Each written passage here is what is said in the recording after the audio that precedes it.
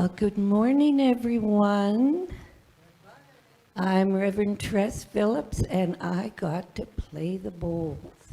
I loved every minute of it. It was fun.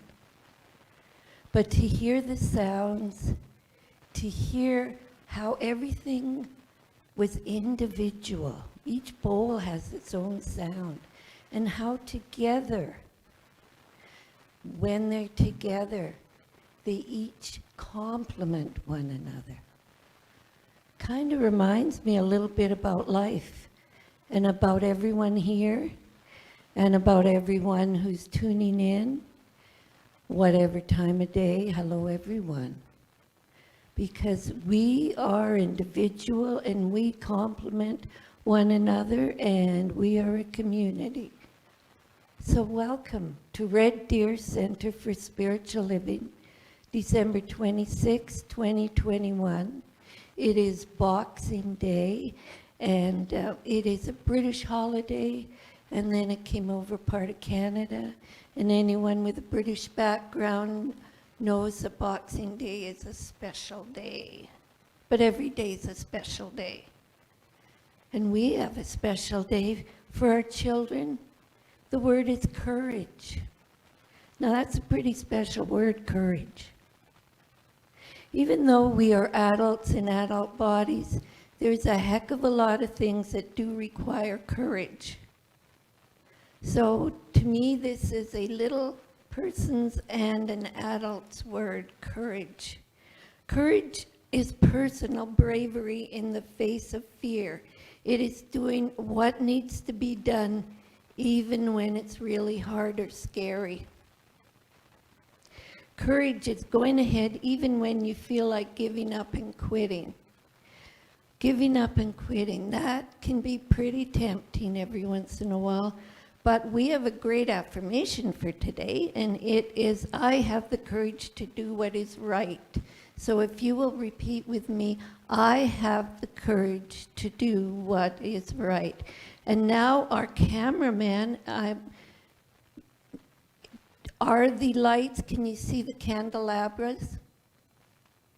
Okay. I will explain to you about the lights. The blue, they're the aspects of God, or what the candles represent. Blue represents joy. Red represents love. Gold represents light. Green represents life. Silver represents peace. Purple represents power, and white represents oneness. So together, the community of the whole represents God essence.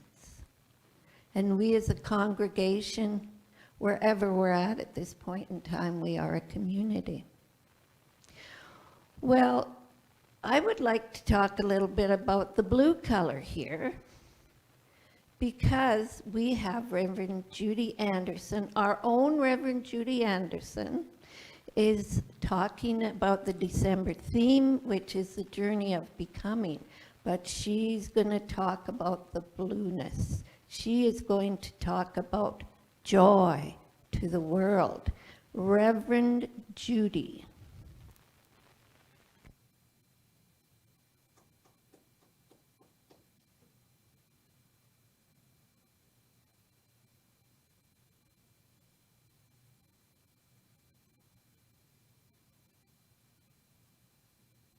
All right, how am I for sound?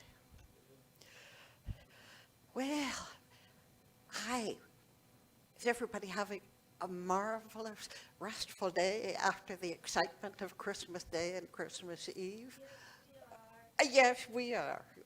Thank you. And as we're heading now into the new year, there is one thing that is really important to me, for every one of you and for myself, and that is to experience more joy. So that's where my talk title comes from, Joy to the World. joy to you, joy to me, joy to the fishes in the deep blue sea. And I'll just, before we get more into that, I'll just do an opening spiritual mind treatment. Right here and right now, I know the presence of God, the presence of Spirit, right here where I am, filling me up and expressing through me, through these hands that are meant to serve, through this heart that is meant to love, through this mind that is meant to be creative. All that Spirit is, all that God is, I am in potential.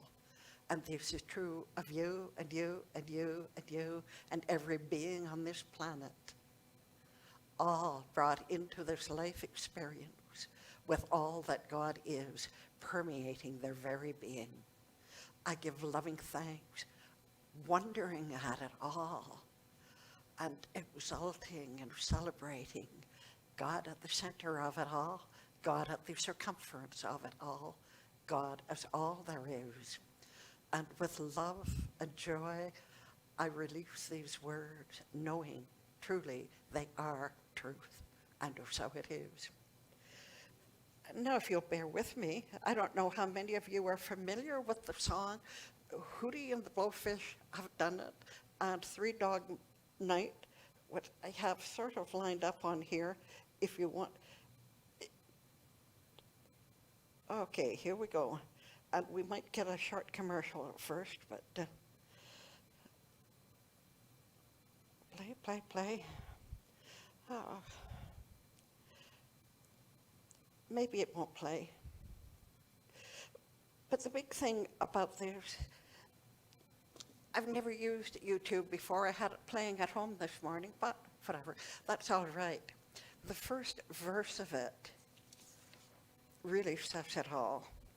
Sing it now, joy to the world, all the boys and girls. Joy to the fishes in the deep blue sea, joy to you and me. And that is how do we get there? Well, you can't get there because it's inside us. We've talked once in a while, you see something about the difference between joy and happiness. And happiness is the superficial that goes from happiness to sadness to grief to whatever, depending on the circumstances out there of what's going on for us, right? But joy is something that is within. It's part of our God nature. And to the extent that we call upon it, joy is with us always, even through the tough times. And needless to say, I've got some pretty cool quotations around it. Ernest Holmes, everything necessary to the full and complete expression of the most boundless experience of joy is mine now. That's a beauty. I'm going to read it again. Everything necessary to the full and complete expression of the most boundless experience of joy is mine now. You ready for that one? To take it in and to live it? To say, all right, joy, come out of there and out into the world, please. And I'm going to tell you a little bit about it, a little bit about myself. 2 years ago, I was nearly finished a course of radiation that lasted 6 weeks. And I had to be in Edmonton 5 days a week while that was going on, so I was camping with sister-in-law Barb for that time, and you know, that was good, but hey, a bit of a interference in my life. And before that, there was chemo, and chemo makes people sick. And before that, there was surgery. So it was a year that had a lot going on for me, and I want to tell you how I got through it, and I think it wasn't as tough on me as it was on those who cared about me. Because I, as many of you saw, I kept posting on Facebook that things were going on, but it's okay because God is at the center of it all. Ready, check him in. And that was my anchor. God is at the center of it all. And did I feel very good while all this was happening? No, not so good. But it was what it was, and it showed me something, and it maybe was why I needed to go through that experience. Because after the surgery, there were marvelous ladies, some of you who may be watching right now, bringing me chicken soup. And that tasted so good, and even more, the love that it brought with it was healing.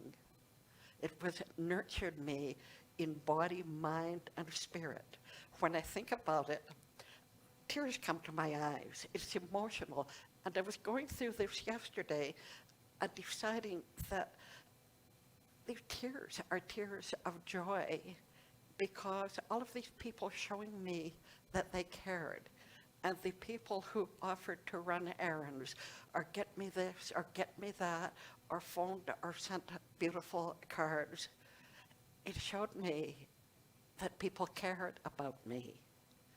And that is a huge learning.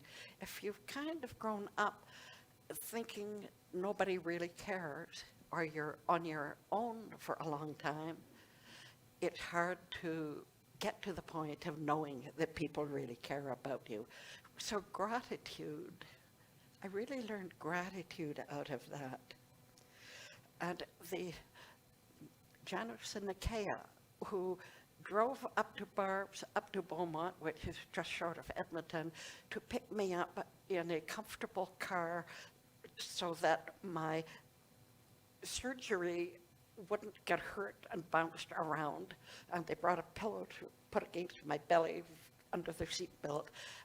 That kind of thing that they did took that time out of their day to put in about 3 hours round trip, taking care of me.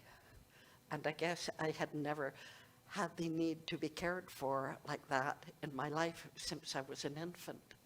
So gratitude, this is what filled me up yesterday, and this talk took a right-angle turn because gratitude wasn't the subject of it. But the gratitude, the feelings of huge, deep gratitude overwhelmed me nearly. And I decided that gratitude was joy. Gratitude is joy expressed through giving thanks to the people, to God, to ourselves even, to life, for what has transpired. And I guess that whole experience of that 6-7 months of treatments, and then the time it took to recover from it, and to unfortunately put back on the 40 pounds that had fallen off. Didn't need that particularly, but what can I say? But gratitude, learning to feel it deeply enough so that the tears come into your eyes, or want to at least, I don't know. Not everybody has tears at their command. But gratitude as joy, and to me, they go hand in hand. I don't think you can have joy without gratitude. And I think if you have gratitude, I think the joy comes with it. It's a twofer. So gratitude is a huge thing. Gratitude to Reverend Tress here. I had a bad night last night. I had an upset stomach, and I won't talk about what went on during my night, but I got very little sleep, and I had a very sore tummy. But Reverend Tress, we came in here, and she did a long spiritual mind treatment for me, And you know what? My stomach's feeling way, way better than it did when I came in here. So thank you, Reverend Travis. But let's talk a little bit about more of where joy comes from. I find that when I truly do what is mine to do, I feel joy. And when that is teaching science of mind classes, that fills me with joy. When I'm preparing, I haven't prepared a holiday meal for quite a few years now because stepson David is now the cook in the family and he does a wonderful job. But it used to be when I would set the table with my nicest tablecloth and put out my very best china and put on a really good meal, a feast. And I saw a family sitting around the table to partake of it. It gave me a fierce joy to be of service in that way. And that is another one of our quotations about service. Don't know how to say his name, but Rabindranath Tagore said, "I slept and dreamt that life was a joy. I woke and saw that life was service. I acted, and behold, service was joy." Isn't that meaningful? For me, at least, some of my most joyful times are when I am truly being of service. So there's another, let's say, an outlet for joy, something that grows joy from the depth of our being. I make Christmas cookies. Is there joy in doing it? I was making snickerdoodles, which is my own personal Christmas tradition, and I make 2 or 3 recipes of snickerdoodles, and I give them out to people, and 2 dozen at a time, and people really enjoy them. And you know what? It isn't somewhat because of all the butter and sugar and cinnamon, but it's a labor of love, even when I find it a little challenging sometimes. But making Christmas cookies, and when I made my last batch, I had my earbuds on and listening to Christmas music, and it was a delightful experience. Do we have joy in listening to Christmas music, in listening to the Christmas story, thinking about what Christmas represents in the person of Jesus? Think about that amazing man. And in our philosophy, I sometimes think we don't talk enough about Jesus as a man. He certainly was the Christ, but so are you and so am I, to the extent that we let it emerge. God at the center of everything. Jesus, the Son of God. Me, the daughter of God. But in Jesus, it developed because of his personality or his upbringing or just who he was, a mystic and a healer. And he went around teaching people how to be healthy and happy and prosperous. He said, "I am come that they might have life and have it more abundantly." He didn't say, "Oh boy, I'm going to help a whole bunch of people become really, really poor, and then they'll be humble enough to be happy or to be blessed." No, he said, "I've come to that they might have life and have it more abundantly." Are you on for that? For greater abundance in joy and laughter, in love, in everything that is good to you? Jesus, the man from Galilee, or from Nazareth, wherever you want to place him. I like the words, the man from Galilee. It's very melodic in itself. But this man who grew up in this little town of Nazareth that wasn't very well thought of, but with a father who was a carpenter, and I guess Jesus sort of apprenticed as a carpenter for some time, but then he went out walking and talking and healing, showing the world how they could have a life filled with love and service and joy simply by doing what is theirs, what is ours to do. So not every one of us can attain the level of spirituality that Jesus attained, but we can aim for it. One of my favorite sayings used to be, it's better to aim at the moon and miss than aim at nothing and hit. So if we aim at the kind of spirituality that Jesus demonstrated, and the Buddha, and the Krishna, and many others inspired mystics of our world, and of our world, how many worlds are there where there might be comparable mystics, other lives going on that on different planes of existence? I guess we don't get to find out until we make that transition. That's something to look forward to. So joy. When we come into our Center for Spiritual Living, one of the most important things we do is exchange hugs. And one of the wise